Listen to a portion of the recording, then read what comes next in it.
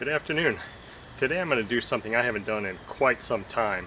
I'll have to go check the records to see how long it's been, but I'm going to be doing a box to the bench run of this engine right here.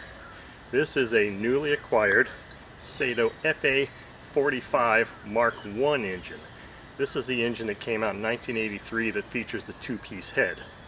Now I've already got a prop attached to it because even though this will be a box to the bench run, the way I do my box to the bench runs is I check out the engine straight from the box and determine if it's in a runnable condition. This engine seemed to be that it would be in a runnable condition. However, the carb barrel was frozen, so I had to put a little bit of oil on that, heat it up to get that freed up, but it had good compression. The only other thing I did was I put a couple of drops of oil in the glow plug hole and I checked the valves and had to reset the valve lash because that was way out. They were both way out of spec. Aside from that, all I've done is put a prop on it, and we're going to put this on the stand and run it. Now, I do have plans that after this run, if it sounds like the bearings are bad, probably go ahead and replace the bearings and do a tear down or disassembly video and replace gaskets and that type of thing too.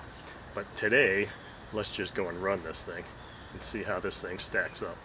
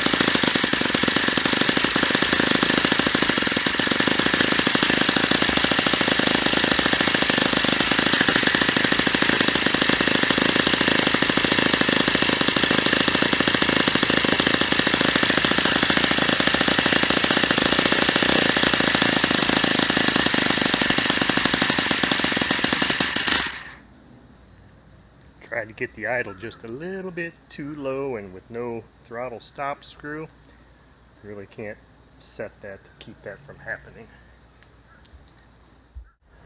Okay, as you can see, that engine ran extremely well, very much like a Saito engine. Now, I really didn't do a whole lot of tuning on it. I really just wanted to kind of run it to see if it would run, and it sounds pretty good the way it is right now. The valves obviously are set, but thought I heard a little bit of knocking, so maybe I could lean the low speed out a little bit. But overall, that engine ran extremely well. I'm very pleased.